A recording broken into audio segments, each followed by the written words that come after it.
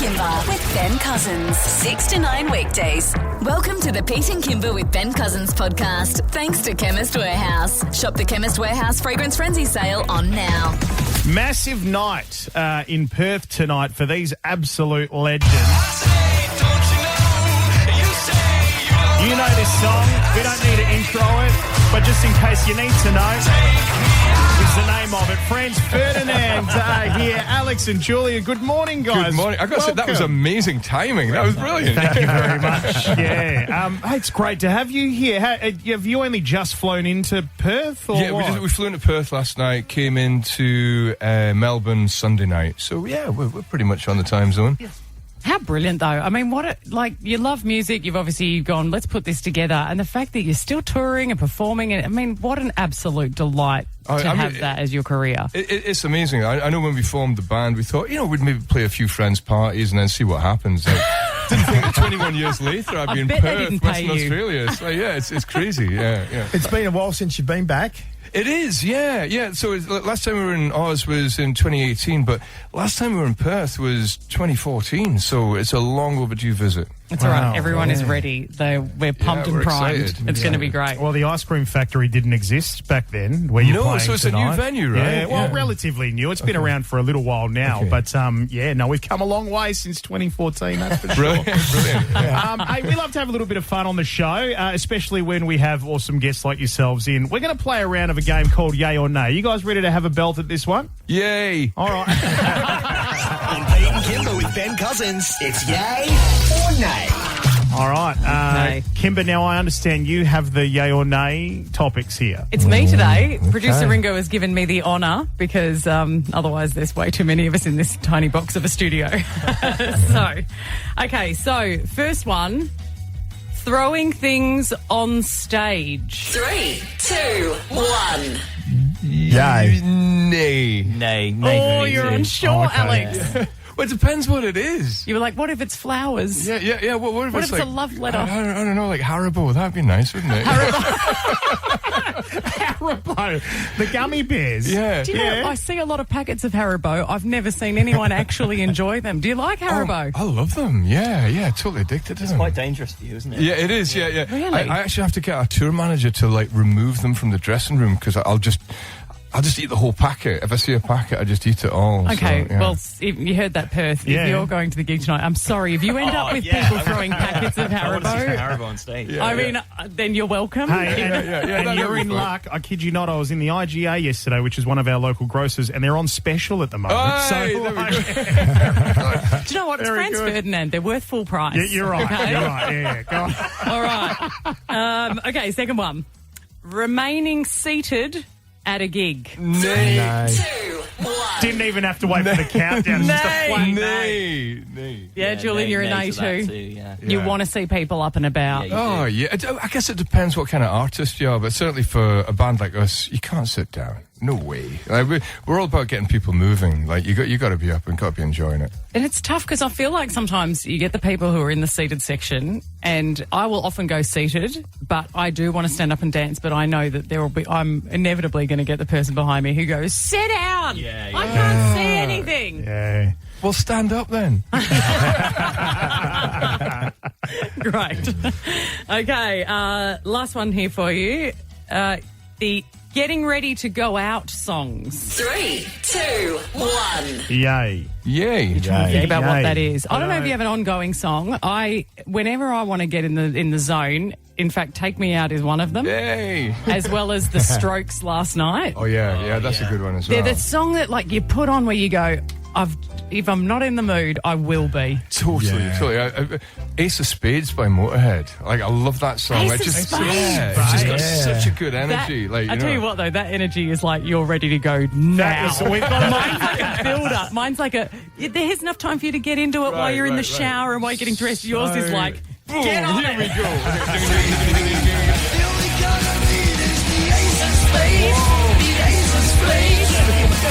That's a tune. Hey, hop in the car. We're going to Franz Ferdinand. How good. Brilliant. All right, you've given us some ground rules for the show tonight. Get up, get standing, get amongst it, basically. And if you're going to throw Exactly, things, that's- it can only be packets of Haribo. Unopened packets of Haribo. Yeah, not individual ones. That Don't open them. That's too teasing. Yeah. Hey, Alex and Julian, enjoy another trip around Perth. It's great to have you here in WA and have a great time tonight in front of our Perth crowd, all right? Oh, thanks very much. Thanks for having us.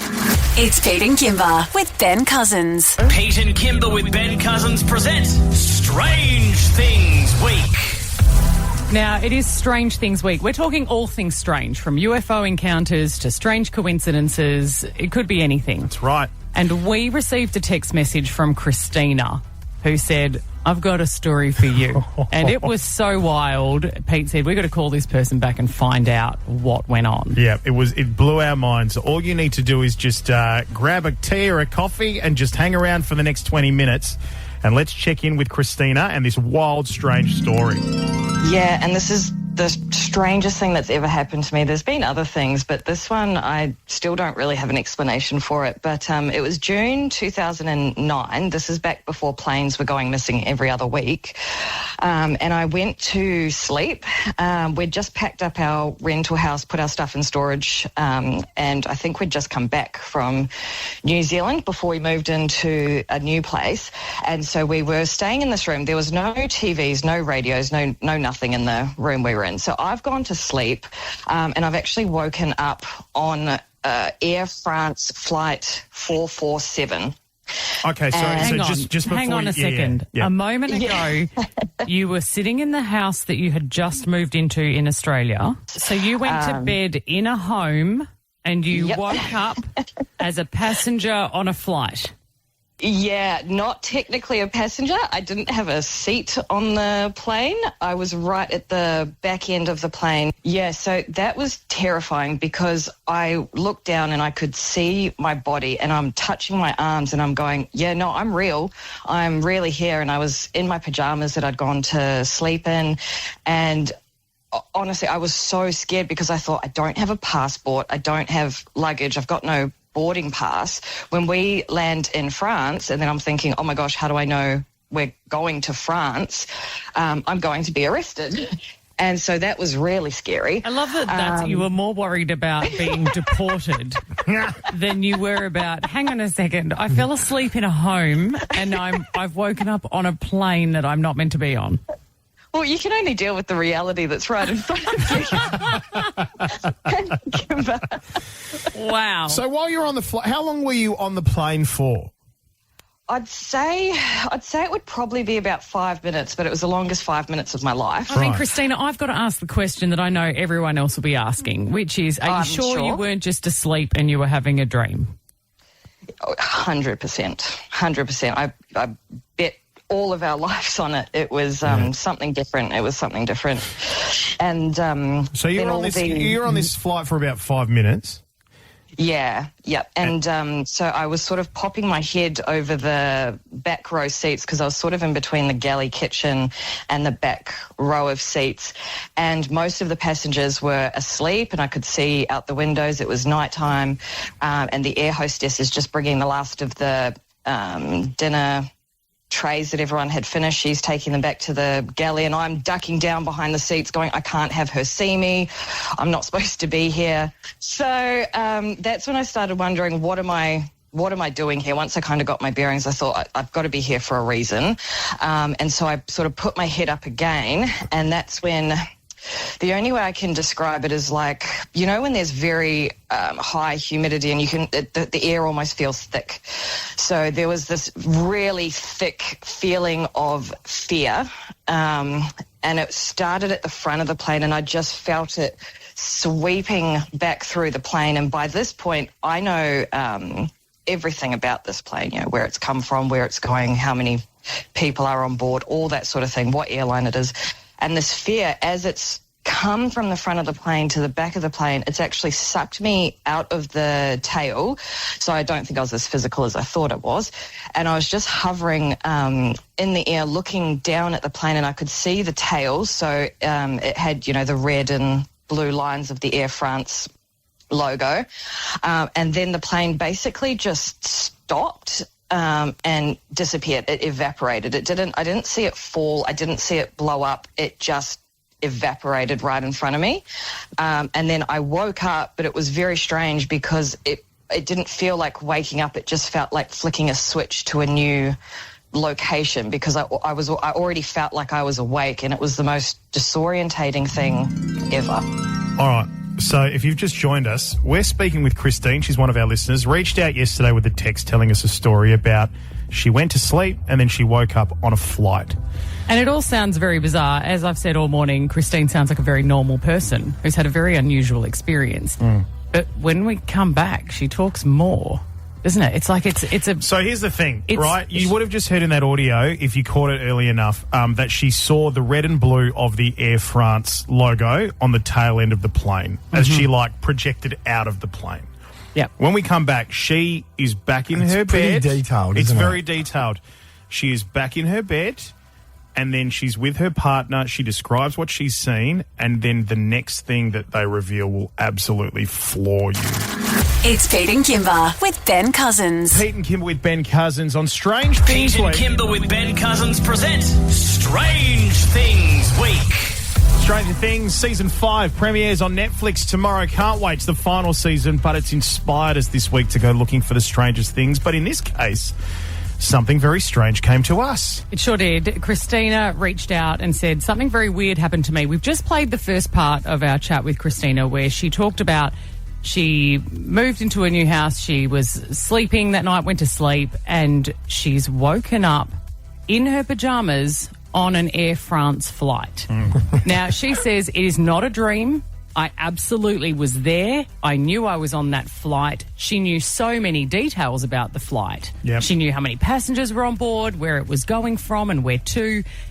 Then she wakes up in her bed and is about to explain how it gets really weird. Take a listen to this. All right, now So bizarre. You have woken up, right, and your partner's there. And he said, calm down, it's just a dream. I'm reading you verbatim from your text. You're okay. Tell these guys what you've told me in the text about this plane and about what happened next. Yeah, so because I didn't know if it was a dream or it had really happened, when you really want to tell someone about a dream, so you get out as much information as you can because you think you're going to forget the dream. And they're going to stop listening. Who wants to hear about dreams? So my partner at the time, I've basically said to him, something's just happened. There's an Air France plane, and it's just not just left, but it's going from Rio de Janeiro. It's on its way to Paris. It's over the ocean at the moment. There's 229 people on board, and it's just disappeared. I don't know if it's crashed. I don't know what's happened, but something bad has happened to that plane. It's just gone. And he's looked at me and gone, that's a pretty specific dream, Christina. Calm down. It's just a dream. You're okay. Come on, let's get you up and I'll make us both some breakfast, and here, I'll put the TV on, and you just ease into the day. And so about 10 minutes after waking up, he's put the TV on, flicked through a couple of channels, and there was the plane on the screen.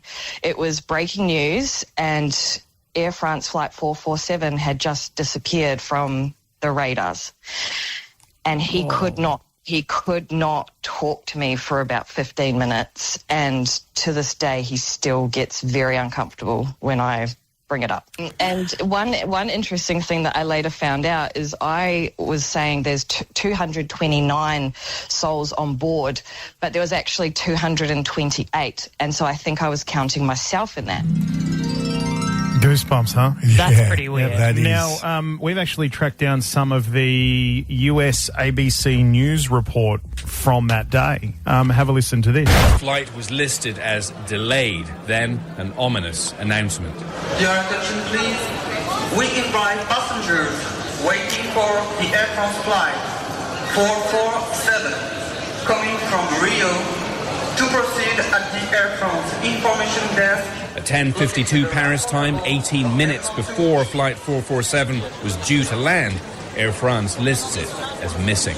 In Rio, family members are gathering and an airline official tells the gathering press, Air France regrets to say we have no news on Flight 447. Airline officials still don't know what happened to their plane, but they're already calling this the worst disaster Air France has ever suffered. There you go. That audio actually made me feel really uncomfortable because they just so casually just went, those who are waiting for information on this flight, just come to the information desk. And so if you were another passenger in that airport at the time, you wouldn't have thought anything of it. Because I suppose they can't go over the speakers and go, there's a plane missing. Yeah, hysteria. And at that time, all they knew was that it was missing. You know what I mean? It wasn't until later on down the track they figured out everything else. But very weird. There you go. Well, hey, look. If you have more weird stories and strange things to share with us on Strangers Week, you can also text us like Christina did. 04800 21 945. And we could be talking to you to hear your strange story. Pete and Kimber with Ben Cousins. 6 to 9 weekdays. Thanks for listening to the Pete and Kimber with Ben Cousins podcast for Chemist Warehouse. It's big. It's crazy. It's the Chemist Warehouse Fragrance Frenzy Sale. Your favourite big brand fragrances are on sale now at Chemist Warehouse. Don't miss out. Shop in-store or online.